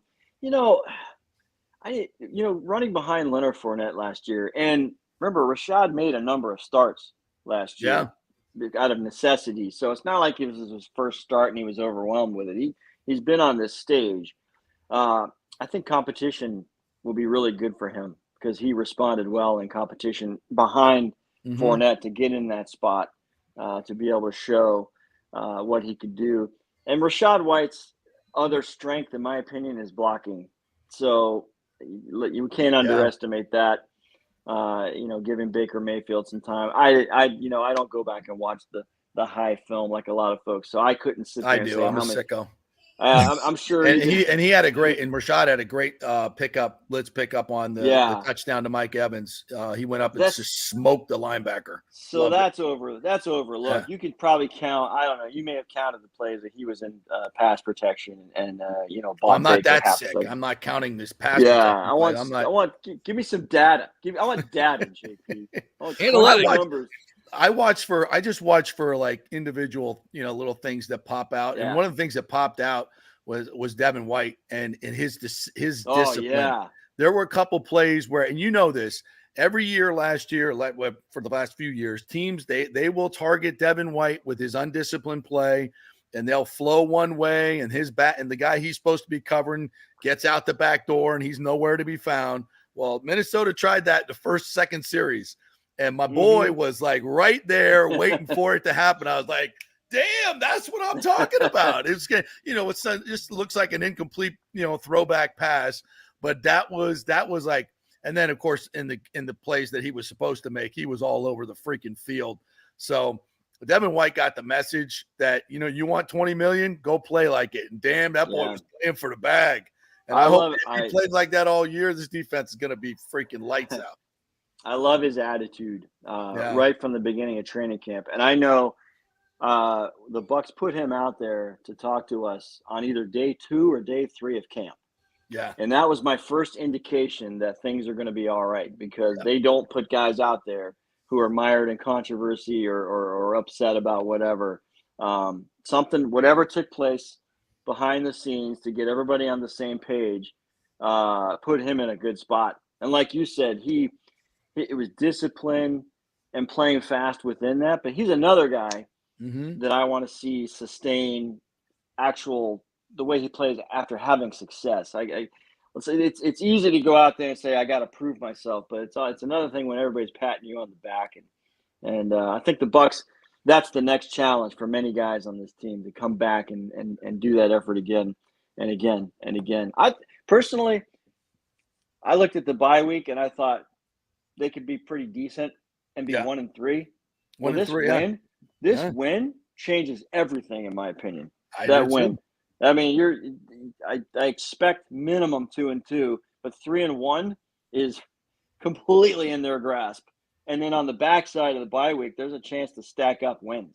Yeah. So this win in Minnesota did a lot for this team. Huge. Yep. All right, partner. I know you got to go do your other work. Any other thoughts on anything else you guys got going at Channel 8 that's non-Bucs related? Because the Rays are in the thick of it. I don't think they got enough with all the injuries that they've had. It's just I don't think they got enough to go deep into, and I'm not sure they can win the division now either because Orioles are just playing great baseball. And we're hearing that the stadium is going to, we're close to a deal in St. Pete. I don't believe it. What are your thoughts? I don't know. I think the ballpark I think the timing now of any ballpark developments should be shelved because they have 16 games left. I just think they need to create a buzz for the club. They have one more homestand.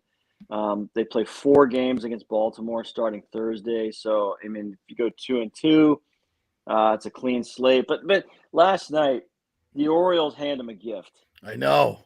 And I'm not going to sit here and bash Zach Littell because he was tremendous. And the home run, the go-ahead home run for the Twins. He takes it off his shoe tops, for God's sake. The guy digs the ball out. I mean, you absolutely tip your cap to the hitter. Yeah. And the look on Littell's face is like, how did you even get a hold of that, let alone do what you just did? So I'm all in on this chase. I think this series this weekend is a big deal. For the Rays, but I think the club should focus on that. The front office and ownership should dive in. By the way, perfect time for Stu to put that thing out there, quick, though, right? We'll cross and a bag of ice for Yandy Diaz, and I hope all as well. 2 words you never want to hear, Dano: testicular contusion. What's worse? What's worse than watching that? What's worse than watching that, Dan? Because we're gonna have a poll on that also. Is it the Bucs offense last year in the red zone? Is it the debate shows on ESPN? The VMAs last night. What's worse than watching that? What is it? If the analogy is, do I want to watch this or a guy taking in the nuts? I don't want any guy to take it there. I speak for all men. I would watch anything else other than that. Well, not all men, because these days, not all men have those to worry about. Careful, that's not JP. Not the first testicular contusion in Rays history. I pointed out last night that Carl Crawford was also a victim on a throwback to first base. The throw was so bad that if it doesn't hit him, it rolls into right field. I remember Crawford, but no, it hits him right in the kaniki, and he admitted that he had forgot to wear a certain piece of equipment that day. That was a contusion. That was a testicular contusion. Exactly. 10-day DL, testicular contusion. You don't ever want to see that. Buddy, we've all been there. You're sitting on the couch going, my God. Yep. What happened? Yes. Oh, it happened a day ago. Yep. What happened? Exactly. The first ball at third base I ever fielded on AstroTurf.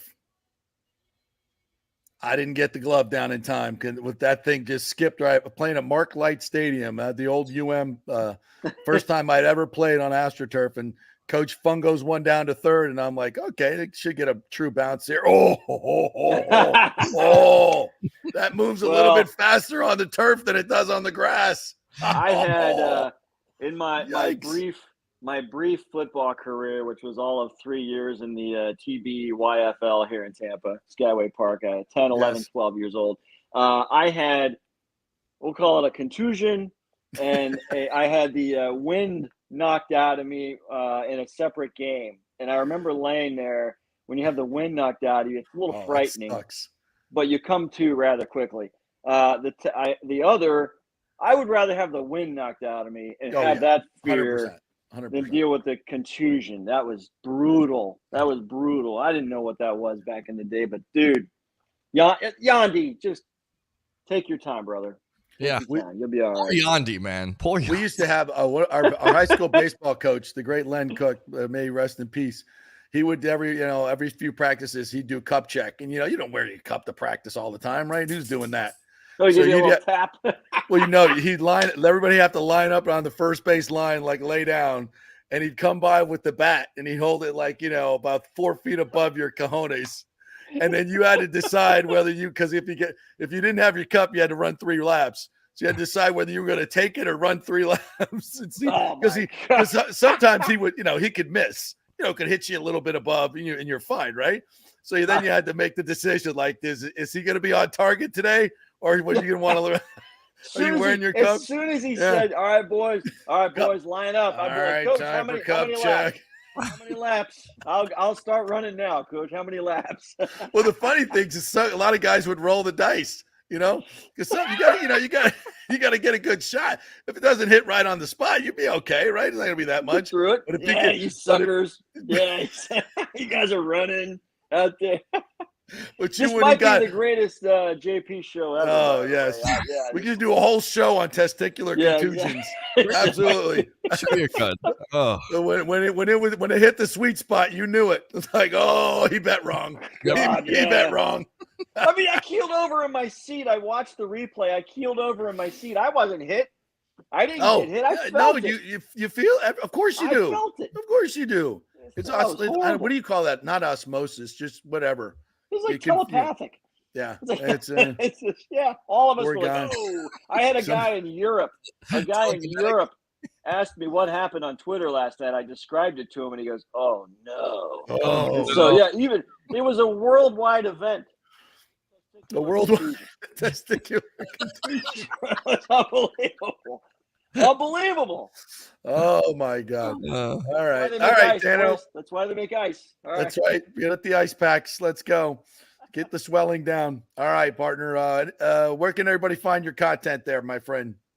WFLA Dan for Nothing Serious, and then tune in 6-11. We're also on the CW now at 6:30 and 10 o'clock. So all your sports action. We had great Alex Golish last night talking about the Alabama game, and he's doing all the coach speak. You know, this is another game, that type of thing. And we're like, no, coach, this is not another game. No. It's a 32-point spread. Let's call it what it is. It's a bloodbath. This is an opportunity for USF, my opinion only, because they don't want to hear, loss is a loss. If you can match wits or go toe-to-toe with Alabama as long as you can and show up on national television, that sells your program. Yeah, that sells your program. I don't think a lot of people are expecting USF to win. But if Alabama wins by 2 scores because USF punched them in the mouth, then that's awesome. That's just me, and I'm not involved in the program. So Alex Golish doesn't want to hear that, but that would be a great result for USF. I'm taking the points. I mean, I'm laying the points. I'm laying the points. I'm trying to be positive about it, but then again, you think about it, the way Alabama just got beat by Texas, you know they're going to be pissed off when they come here. Yes. Saban is killing them in practice. Are you kidding me? Oh my God. Well, I'll tell you this, if it's 35-0 Alabama and USF drives down at the end of the game, kick a field goal just to get under that, get to the number, just to piss off all the Vegas people. Yeah, the Alabama fans, who will be outnumbered the USF fans about 5-1. Right, exactly. We shall see. All right, partner, great stuff. Good to chat with you. Watch WFLA News Channel 8, 6 and 11, Dan Lucas, and the CW now. Thanks, buddy. Appreciate it. All right, it's good stuff. Always testicular contusion. 2 words you don't want to hear. All right. I got to say, that's it. Like there. Yeah, absolutely. All right, we will take a break. We come back. We're going to talk some more college football. FSU was at Boston College this week, and boy, does Florida have a big game against Tennessee. So we'll hit that a little bit. We'll talk some Rays, some more Bucks, all kinds of good stuff here on the JP Peterson Show, brought to you by the Gold and Diamond Source. If you have some old gold coins, some old gold jewelry, some old gold whatever, silver flatware, bring it in. They will give you cash money at the Gold and Diamond Source. So don't just let that stuff sit around. Go cash it in, put it in an investment account, and let it work for you. That's what I'm talking about, right? The Golden Diamond Source, 3800 Olmerton Road, always online at thegoldendiamondsource.com. Back in 3. Stay with us.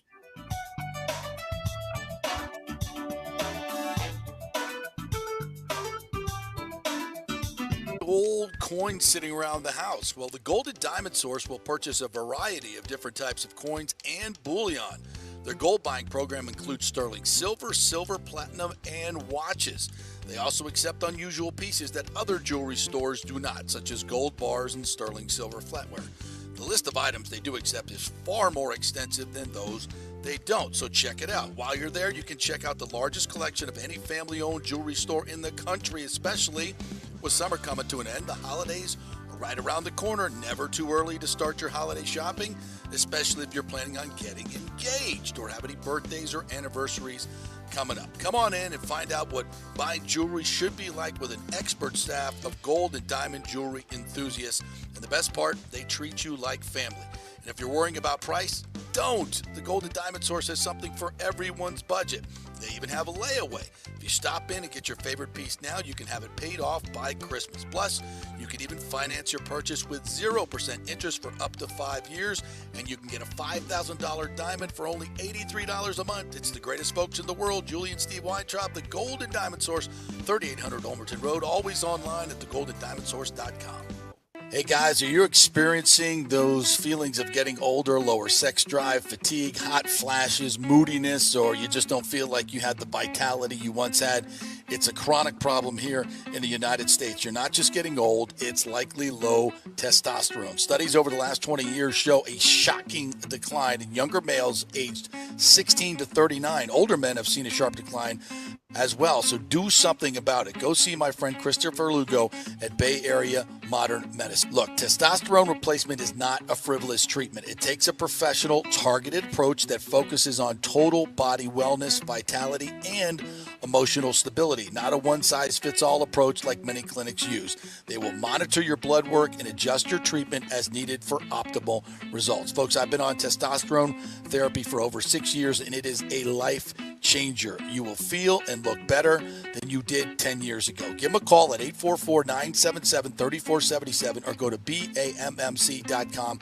Tell them JP sent you for priority scheduling. That's 844-977-3477 or BAMMC.com. JP here for the Jeeves Law Group, Jeeves. Call for a free case evaluation, 888-9-JEEVES. That's 888-9-JEEVES. We're local, we're trusted. The law firm brings over 80 years of combined legal experience focusing on clients in Tampa Bay, the state of Florida, and national class action cases. If you're injured, get that free case evaluation, no cost to you. The Jeeves Law Group's focus is on auto, truck, and motorcycle accidents, as well as class action and consumer protection law. Scott Jeeves is a board-certified civil trial lawyer and a certified circuit court mediator practicing in the Tampa Bay area for over 30 years. You hear him on the show all the time. Great guy, big Gator fan, and great for the community. The Jeeves Law Group is a highly skilled team with years of experience that will apply their skills, expertise, and knowledge to assist individuals who have been in an accident with compensation for damages, lost wages, medical expenses, pain and suffering, and property damage. Get that free case evaluation, 888-9-JEEVES. That's 888-9-JEEVES. Coming back at you. Now, more with JP on Fanstream Sports. It's only just begun. All right, welcome back to the JP Peterson Show here on this hump day. Thanks so much to the patio. We will be out there on Monday nights for our Monday Night Football 5 to 7 this week. And so go check it out. Come by and say hello. We have a fan mic there, so you can come by and get on the show and enjoy $4 White Claws. We're presented by White Claw. Have a seltzer or $4 of White Claw vodka. They have their own vodka now as well. Wow. Hump day. There you go. So if you don't want to partake in the seltzers, you can partake in a little bit of vodka. Very good vodka, by the way. Very smooth, no hangover. Great White Claw vodka. And the patio's a great place to meet anytime. They got a great happy hour each and every week, each and every day from 3 to 7:30. $1 off all beer and wine, and it's already cheap to begin with. So check it out. A casual tropical paradise of the patio, 421 South MacDill. You come out and see our show each and every Monday night from 5 to 7 o'clock. All right, let's get to some of our great commenters before we get to some of our other stories we need to get to. Thomas Casper had a problem with me because he's a big Brady sycophant. About what's wrong about that? Because how many throws did you see last year that were dirted before even the play develops? Somebody's going to hit me. Right. Yeah. He doesn't want to be. He didn't dirt all of them. There was that throw in the end zone in the playoff game where he didn't want to get hit and to the other team. Yeah, threw it up for picks. You know, I don't want to make. You know, we love Tom. We thank you, Tom, for coming here. But last year was forgettable.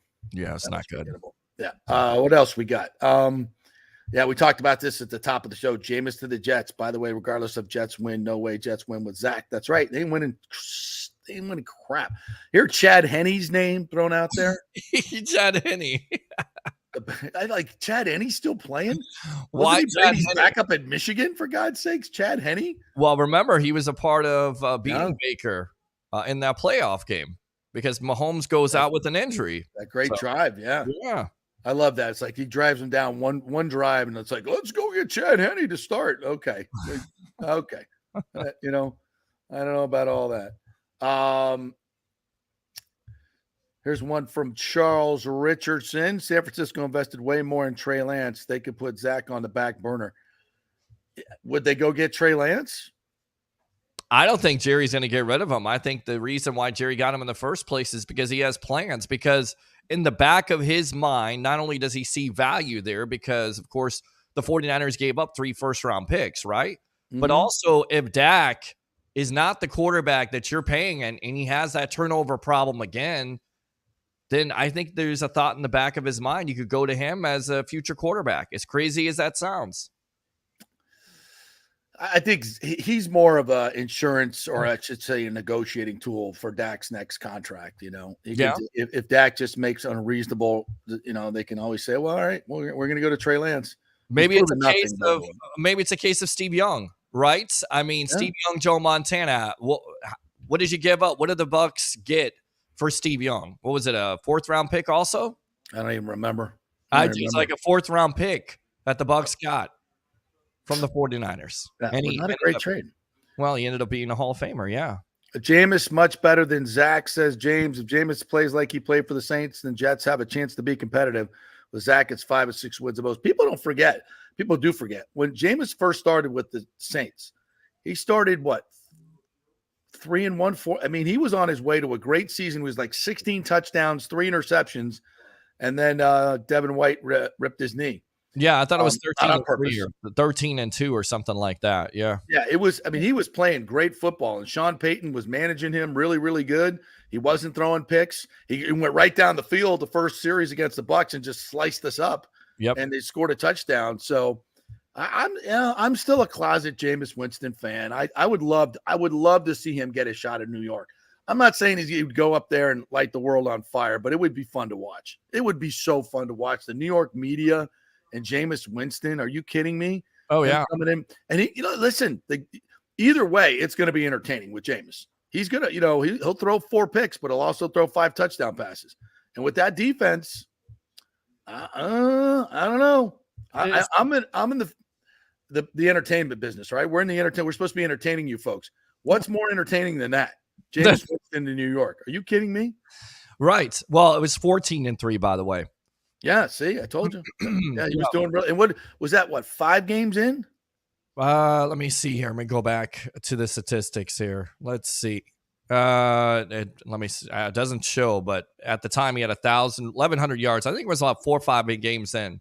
Yeah. It was early in the season. That's when Devin White and the Bucs put him out. It was early.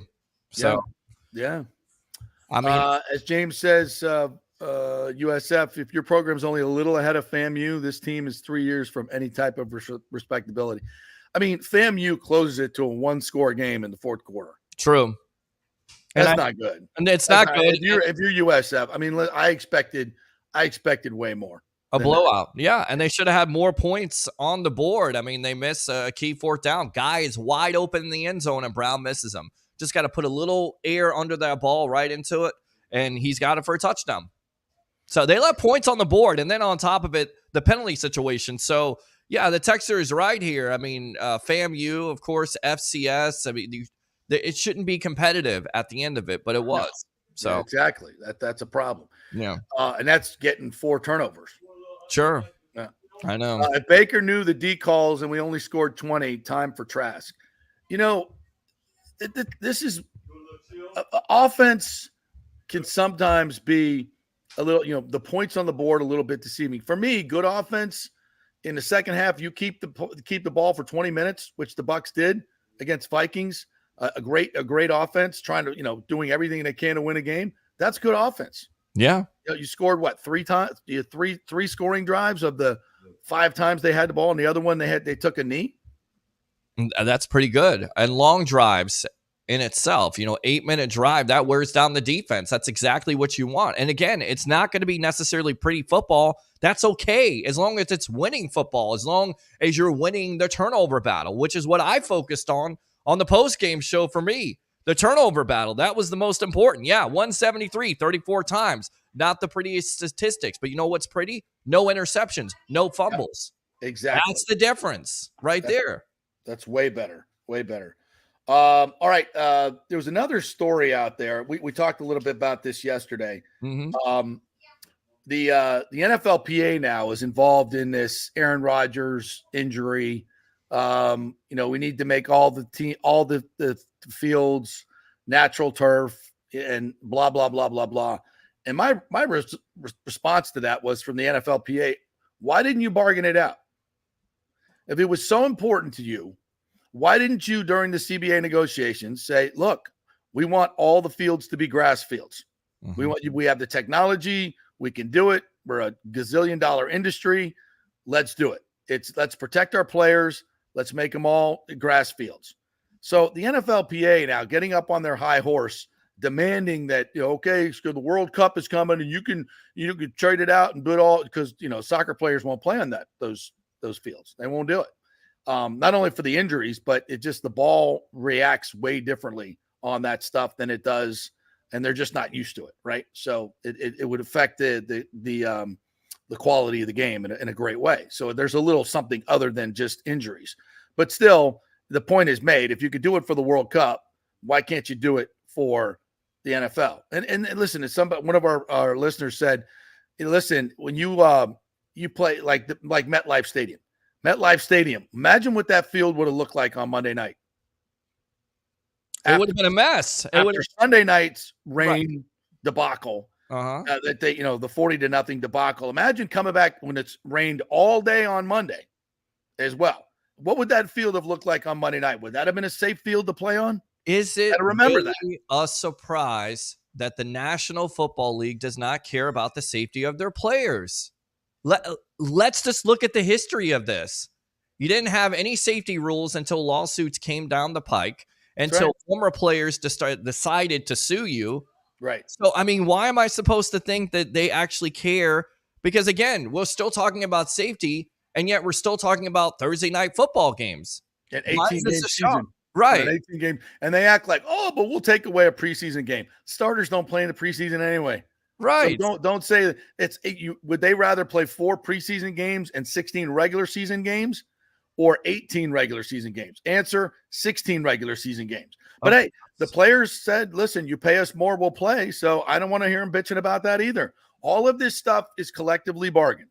All of it. So, the players now, your union chief is all of a sudden, all for grass fields. Well, okay. Well, where was that when you had to give up money to get them? No, you wanted the money. You wanted the money. That's it. Right. You took the money, and that's what happens. And who's representing them? Again, I'm not saying they shouldn't go to all grass fields. I think there's, some merit to it. But I'm also saying don't throw the NFL under the bus when you could have done something about this as well as a union. So right. Well, this is nothing new, because we've always heard about players getting hurt on artificial turf, and you always think about Michael Irving. I remember him getting hurt in Philadelphia on that hard artificial turf. And basically it ended his career. Oh yeah, some of that old turf was it's awful. Man. It's awful. Why not go to all grass fields? I don't understand it. I really don't. Well, I gave you one example why you wouldn't. Because these dual, like in Los Angeles, that's a dual two team stadium. The Meadowlands, you got 2 teams playing there. I guess those are the only ones that have 2 teams. Sure. So those are the only ones. But you also have, like Raymond James has USF playing on it. Right. They seem to get it done. They seem to be fine. It's one of the best surfaces in the league. So they have a college team that plays here, and they'll double dip this weekend, as a matter of fact, right? So USF's playing at home, and then they got to get the field ready for all the burn marks that Alabama's going to put in that turf on Saturday. I really hope it's a close down game. the field. I really do. I'm trying to be optimistic about it, but you're exactly right. I mean, the level of talent there, and that will be a key, right? I mean, how the field conditions are going to be on Sunday for the Bucs game versus the Bears. You know, how they take care of it. They do a pretty good job of it. They do a great job. But if there was a monsoon on Saturday, and those big, fat ass Alabama linemen are out there chunking up everything, and then then the next day, the NFL gets pissed about that. They get really pissed about that. Sure, but that won't be a problem in a couple of years because USF's going to have their own stadium. That's it. There you go. And I wonder what kind of turf they're going to put in. Will they put natural turf? It's going to be open air. Or are they going to go with the? It's got to be grass. No, but the lacrosse team's got to play on it. Yeah. The soccer team's probably going to play on it. So you got all this wear and tear. It's not as easy as you might think. It's a good point. I'm not a horticulturist, but I know it's not as I've been called a whore, but not a horticulturist. That sounds like something kids would say at the VMAs last. I'm not a horticulturist, but I grow my own weed. No. All right, we got to take our final break. We got one more break to get to. We do. Yes. Thanking our great sponsors like Extravaganza Productions. Hey, you got a party coming up? Big birthday party. How about let the pros handle it and come up with a great theme with their huge warehouse full of props? That's Extravaganza Productions. From big to small, they do it all. I work with them for the Warrior Games, the Florida Sports Hall of Fame. They're doing the 90s Con convention this weekend. They're an awesome, awesome group to work with. They'll do your charity event for you as well. Extravaganza Productions, get a free creative session with the folks over there, Paul and Dolly, and tell them JP sent you. Extravaganzaproductions.com. Back in 3. Stay with us.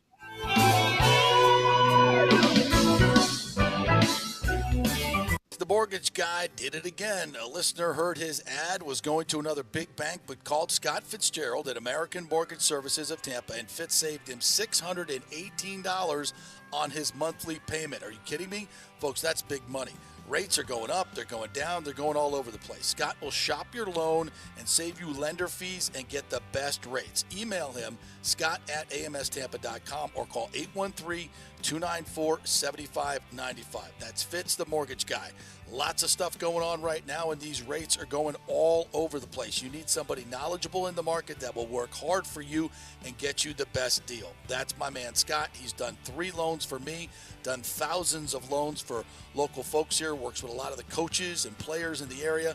He's the guy. 813-294-7595, or go to scott@amstampa.com. Have any old coins sitting around the house? Well, the Golden Diamond Source will purchase a variety of different types of coins and bullion.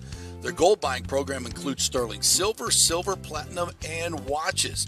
They also accept unusual pieces that other jewelry stores do not, such as gold bars and sterling silver flatware. The list of items they do accept is far more extensive than those they don't, so check it out. While you're there, you can check out the largest collection of any family-owned jewelry store in the country, especially with summer coming to an end. The holidays are right around the corner. Never too early to start your holiday shopping, especially if you're planning on getting engaged or have any birthdays or anniversaries coming up. Come on in and find out what buying jewelry should be like with an expert staff of gold and diamond jewelry enthusiasts. And the best part, they treat you like family. And if you're worrying about price, don't. The Golden Diamond Source has something for everyone's budget. They even have a layaway. If you stop in and get your favorite piece now, you can have it paid off by Christmas. Plus, you can even finance your purchase with 0% interest for up to 5 years, and you can get a $5,000 diamond for only $83 a month. It's the greatest folks in the world, Julie and Steve Weintraub, the Golden Diamond Source, 3800 Olmerton Road, always online at thegoldendiamondsource.com. JP here for my good friends at Italiano Insurance, and they did it again. Once again, Italiano Insurance stepping up with the best customer service. I was in a bind. My old insurance company, my auto insurance, jacked up my rates, so I called Charity at Italiano Insurance, and she stayed till 9:30 at night until she got my insurance done. And guess what? She searched all these companies for me. I didn't do the work. She did. Saved me $1,000 on my annual premium. $1,000, folks. That's real money. And that's what you get at Italiano Insurance. Great customer service. And here's another note for you, by the way, with hurricane season up.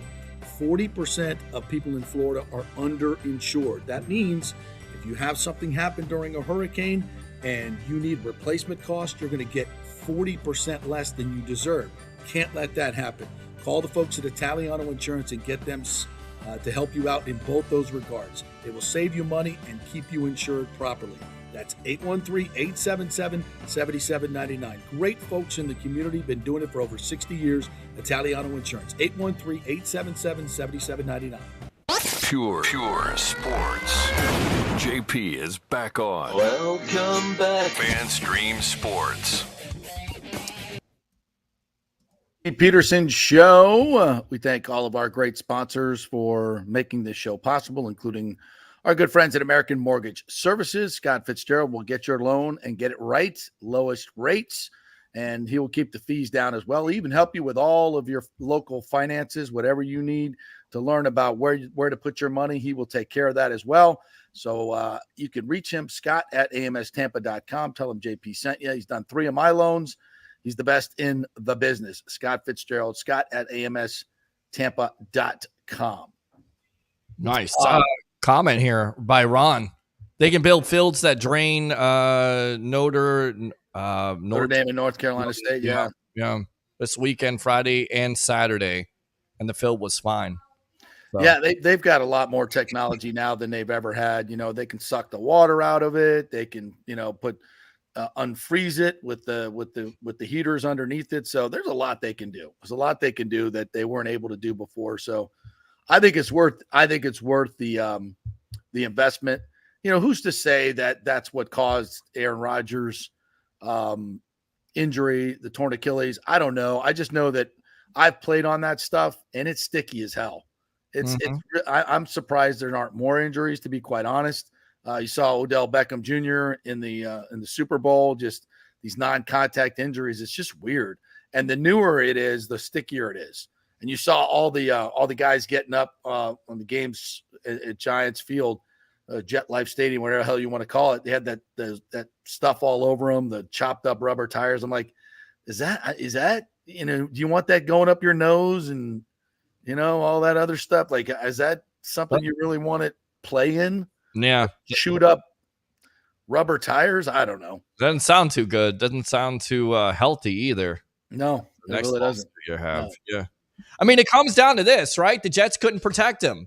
And there was already red flags there with him having a calf injury. Yeah. So, and you didn't do your due diligence. You invested all this money in skilled positions, which is fine. But as we know, an NFL team is built where? Between the lines. Offensive line, defensive line. Yeah, they got a good defensive line, but offensive line, not very good. Not very good at all. Micah Parsons today coming out, the Dallas pass rusher, saying he couldn't believe that Daniel Jones was in the game till the end. He said, I do not agree with Daniel Jones staying out there until the last drive. I thought that was wrong. I thought that was deceiving.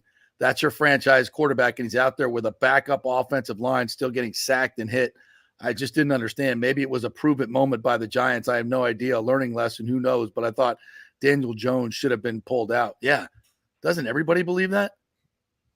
Besides Giant fans. Brian Daboll, who said he was trying to get something positive going. Dude, it's 40-0. The positive thing is ending the game. That's the positive thing. Where do we go get dinner afterwards? How do we end this debacle? I mean, when it goes that bad, you just got to just live to fight another day. That's it. Jump on in. We got this poll going for the next 21 hours till tomorrow's show. Our Buccaneers Baker Mayfield confidence poll. That's my quarterback now getting 43%, tied with still skeptical as they come around the first turn. Bring on Trask now up to 2% and Tank for a top quarterback in at 12%. So we're going neck and neck with that's my quarterback and still skeptical. Both at 43%. So get your vote in. I haven't voted yet, but still skeptical is obviously the go-to answer here. But that's my quarterback, man. Yeah. I'm riding with Baker Mayfield, man. Yeah. I love this dude. I'm not going to be on the fence about it. That's not my style. You know that. I could go still skeptical, but no. I mean, he hadn't proven it yet, but game one, after playing, all of 2 series with your offensive line in the preseason, which definitely should have played more. Yeah. I think he played tremendously well. He played winning football. He made the big plays that you needed him to make. Great throw to Mike Evans against the blitz to get that first touchdown. A nice sidearm. Why didn't everybody go crazy on that? Patrick Mahomes threw it sidearm. Oh my God. Right. Yeah. Guess what? Baker did it too. Anybody? Nope. Bernie Kosar did it in the 80s. I mean, every pass was sidearm. Sidearm, right. Exactly. Big deal. I mean, for me, it was the moment where he puts his shoulder down and he's going for the first down at that point. Like, this is your quarterback. This is what you want. This is that blue collar mentality. That's what you want out of your quarterback. Yeah. So, I don't know. This is one of my favorite stories of the day. Joe Milton is going to throw the ball 105 yards. So he's the quarterback at Tennessee, right? The former, where he was at UCF, I think. They believe that he will throw a ball 105 yards in a game. I got to believe that to see that. He could throw a baseball 95. He's already thrown one 70 yards. But 105, no. Yeah. That ain't happening. I don't know. No. But they say it's going to happen. So I'll be the first one. We'll see. All right. What else anything else we missed on? The Rays at the Twins again today at 12:30, right after the show here. And then we got the big series this weekend, which the Rays have to take 3 or 4. If they don't take 3 or 4, they got no shot of winning the division whatsoever. Got to take 3 or 4 this weekend. And they better go ahead and take care of business against Minnesota today. Yes. It's a 1:10 start. 1:10, 12:30 on your Bally Sports or however you watch and consume Rays baseball. Trying to see the pitching matchup today. Which will be good because it'll get me through the day when I go to my sales job and I have to talk to Esther and Winifred and they're yelling at me like they always do. I'll be able to just. How you going to sell if you're watching baseball, bro? Man, how's that work? Just zone out, whatever they say. Okay, have a rebuttal, and then okay, have a great day. Hopefully, my employer's not watching because they probably are. Yeah, not a good look, man. Not a good look. Sometimes you have to zone out because they yell at you. And you can barely hear after that. I mean, it's like going to a Minnesota game. I got you. So loud. So. All right.